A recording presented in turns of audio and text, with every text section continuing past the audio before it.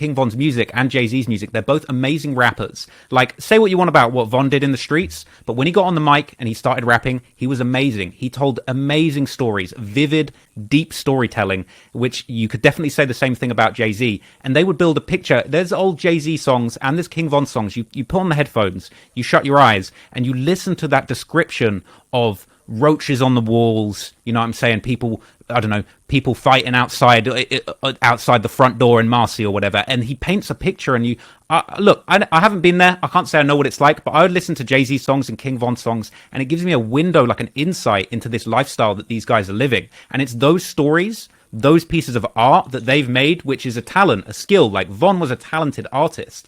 He was able to paint a picture of O-Block so that someone like me that had never been there would maybe get, you know, a small percentage of understanding of what it's like what he went through and his story. And both Jay-Z and King Von, through, I think, painting these pictures of the experiences that they had been through, that talent was rewarded by the music industry, and they both became very successful. Now, we disagree on how successful Von became, and, you know, that's fine, but I think that's the thing I just want to communicate is it's the storytelling and the artistry that I think puts them together. Because let's be real, like, no disrespect to anybody, but the artistry of, say, a King Von and a Rondo number 9, it's on a different level. The way King Von told a story and painted a picture is above damn near 95% of Chicago rappers, full stop. Right, Von was a legend because of how good his art was. So I know some people gonna say, Loon, his hip hop card has to be revoked at this point. He's comparing Jay-Z music to King Von's music. This is, I mean, can you tell me any similarities between drill music and drug dealer music? Like this is not a comparison, bro. In my opinion, and I'm saying I'm a hip hop baby, so I gotta put my side out. Like that's your side. You feel as though some storytelling that King Von is doing, you know, aligns with what Jay-Z did. When I say Jay-Z did drug dealer rap, he did struggle drug dealer rap, and King Von is doing drill music. I don't see any. But that's a struggle. Drills, you know, the drill music is about a struggle. Bear in mind, drill music developed over, like, you know, 10, 15 years after the kind of mafioso rap. Because you've got someone like Jay-Z, right? Jay-Z's music influenced a new generation of people like, let's say, I don't know, Rick Ross, who, you know, I know you're saying a lot of rappers are phony. I'm not going to say they're phony. I say they exaggerate. They're con men. Not phony. They just exaggerate. But Rick Ross is probably a perfect example of that. As they say, he was a corrections officer, but then he's on the mic talking about he's selling 100 kilos of coke, right? So he's a good example of that. Whereas I think Jay-Z's more authentic. But regardless, you got someone like Jay-Z, and that form of like mafiosa gangster rap is sort of evolving. Then you have people like Rick Ross emerging. But that involved into Rick Ross. That didn't involve into King Von. What King Von was the evolvement of a Chief Keef. Yeah, right. So again, Keef, this is what. But bear in mind, these are not fruit. Hip hop has fruit off trees, right? There's fruit off. And you say you study hip hop, so you should know that. Like when you look at the Jay-Z thing, you see a Ross, you see a Meek, you see this is the fruit off of that J tree.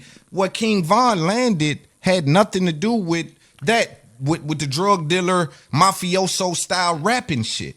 Right? That's the thing that bridges them together, I would say the thing that bridges those two genres of music together is trap music. I'm talking like 2006 Atlanta, like Gucci Mane, because the whole trap music era of like Gucci Mane, you know what I'm saying, all of his different trap music type things, even like T.I., the sort of like rubber band man, that was all about drug dealing. But I think over time this Atlanta wave of trap, where you had like Gucci Mane catching a murder case and then he's jumping on songs talking about go dig your partner up, I think trap music over time became quite violent. But that was born out of sort of drug dealer rap. Then you had people like T.I., Gucci Mane talking about we're trapping in Atlanta at the Texaco. Gucci Mane, and then that genre of music was alone, violent. Right? Gucci Mane was alone in that. Trap music was rolling. Man. Who else was like really dissing, doing something? He kind of started the wave. He really didn't. Nobody else was really doing that in the South. You had Tip doing drug dealer rap. You had Jeezy drug dealer rap. Ross drug dealer rap. Everybody just was kind of rap, or they were dancing. Nobody else was doing the diss shit. The diss shit. Nope. Go ahead. But that's what I'm trying to say is that, like, in my opinion, this is just me. I'm just cooking here off the top of my head, right? And me too. If I'm wrong, fair enough. But it's a good conversation. But I personally think, if I was just going to give my honest opinion, I think it was trap music that came from the kind of gangster rap, mafioso rap, where you had people like T.I., Jeezy, then the Jeezy Gucci beef escalated into violence, and then I think trap music became slightly more violent, but then it was like Chief Keef came out, you're talking like 2010 in Chicago, but he was not the original first person to do drill. Like you had a guy in you had a guy in Chicago called Pac-Man that was creating what was called drill music, and that was like heavily Atlanta inspired to begin with, because a lot of these early Chief Keef beats, they're kind of like really sort of hard, sort of like reformulated versions of trap beats, because like the South run the game. beats. You got to tap into the South to be effective, right? We got all the ears. But that's what I mean. Yeah. That's what I mean. So I think you're talking about the like beats. I'm talking about the content. So the content, Yeah. When you dealt with the Gucci man, he stood on a mountain alone dissing. He was dissing because that beef did allegedly turn into something. So he was dissing. Nobody else was dissing, right? Now. But when this is the thing though, is like when Chief Keef first came out, the music wasn't necessarily all about dissing. And I think this goes back to what I was saying about why Von, I think, is a good artist. Because I think the same reason why Chief Keef was such a good artist is when he came out in like 2010, he's dropping songs like 300 or like I Don't Like. Those beats, we're talking like young chop beats that are kind of, they're quite Atlanta focused, but then they're sort of like, they've got their own completely unique original flavor. And those songs originally, like Chief Keef at the start, he was repping his crew, but he was never dissing. The whole Smoking Tuka thing, that didn't come until a couple years later, right? But so they were drilling, right? Genre got more they're violent. talking about drilling, like, see, in the South, again, it was drug dealer rap. It was, got a Bentley on 24s. Yeah, it was that. Up there, it was looking for them niggas with the heater. What them niggas, it was like I'm hunting, I'm outside, I'm with the shit. That's you talking about beats. I'm talking about content, right? But that's the thing. I think I'm trying to talk about it holistically, but I think both things influence each other. But I think you're right. When Chief Keef was first picking up steam, he wasn't drug dealing. He wasn't making money. He wasn't riding in a Bentley on the block. They were just sitting around saying that they don't like the ops, basically. It's but like, that's the thing. But he was the originator. That's the thing. I think it's important to remember. I think the beats were influenced by Atlanta, and it's sort of like 2006 Atlanta era, trap era. That was the biggest thing. Chief Keef kind of came along. He took elements of that. He put his no spin on it. It's all Chicago. It's all about violence because he's growing up in that environment. And then over time, Chicago drill became the biggest thing going, and it got more and more violent. But Chief Keef's earliest songs, they're not all about dissing and drilling. A lot of it's just sort of about, we're on the block, we're smoking, like giving people what's the word, like a window into his environment. We're growing up in Parkway. What I was hearing is like I don't like and all of that shit was a bunch of young niggas with guns. They had never seen no shit like this. This had never, nigga, what? Bunch of niggas with AKs and SKs and videos talking about we looking for them niggas, bet not come over here with that bullshit. That's the fruit that King Von came up under. Right? I'm telling you that's something totally different than what was happening in the South. We will show you the big cars. We'll try to show you the house that ain't ours, the Bugatti that ain't ours, the Bentley that ain't ours, somebody necklaces that ain't ours. We trying to make you bite into it. Up there, them young niggas look dirty with them choppers. But the thing is, I think all of these different eras of hip hop over the years have influenced the next. And then even between that, between the sort of like trap Atlanta wave and the Chicago drill wave, then you've got people like, there's been a whole long history of a lot of music coming out of like Louisiana, New Orleans, the Cash Money, Lil Wayne stuff, which that was a really interesting era because that was more like the bling era, Cash Money. It was all about showing off diamonds, cars, the Bentleys. But then there was also a little bit of an undertone of violence of, this painting a picture of this environment, the Magnolia projects, culture, bodies dropping, not violence. Culture. You view it as violence from the outside. It's culture from the inside, right? All right. Sure. No, I agree. But that's the content of the music, and I'm only saying that. I'm only pinpointing that violence as to say that came before we had someone like Chief Keef. I don't think Chief Keef was the first person to ever think, I'm going to hop on a song and say I'm going to shoot someone. He wasn't but blatantly ARs, AKs in the video, bet not, that was the first time this was ever seen. That changed Chicago. That whole wave there changed Chicago, and Von them was under that. They come up under the world that shit was created in. Down south, that wasn't happening yet. Now it's happening. Now our young niggas got to. I'm telling you what I know. See, and that's what I'm saying, bro. I'm telling you, I'm a member of this. I'm telling you what 100% I know in the South. We was not rocking like that.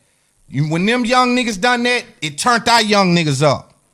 You know what I'm saying? I agree. And I think something I want to say that's really interesting that maybe people miss. Look, you can tell I'm no gang banging dude, but at the same time, when I moved back to London, I didn't have a lot of money. I lived in an area that was kind of rough. And essentially, before my YouTube channel really took off and went anywhere, I actually became, you used the word earlier, obsessed. Maybe that's the right word. Maybe that's the wrong word.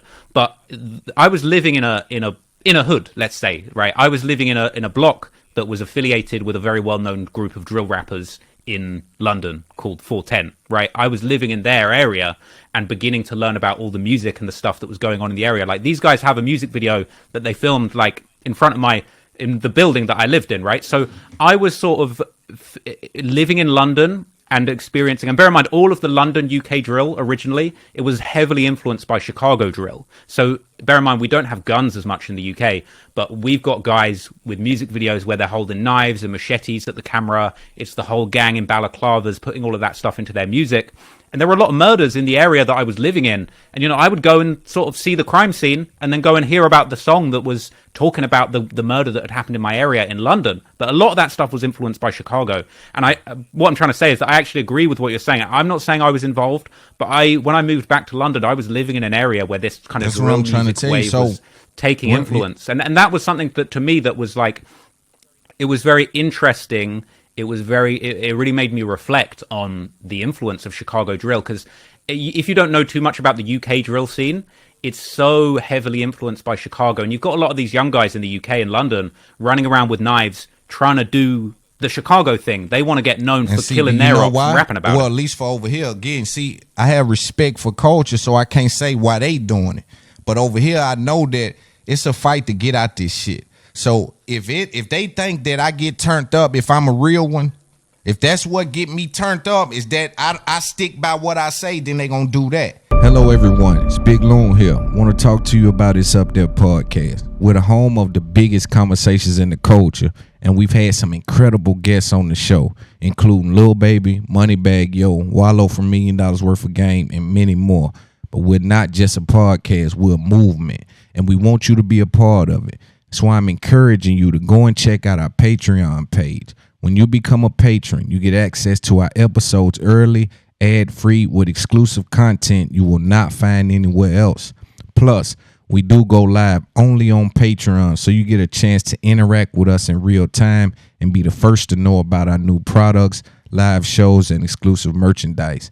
If that's not enough, we're also offering exclusive discounts on our merchandise to our Patreon supporters. So what are you waiting for? Join us on Patreon today. Become a part of the It's Up There podcast movement.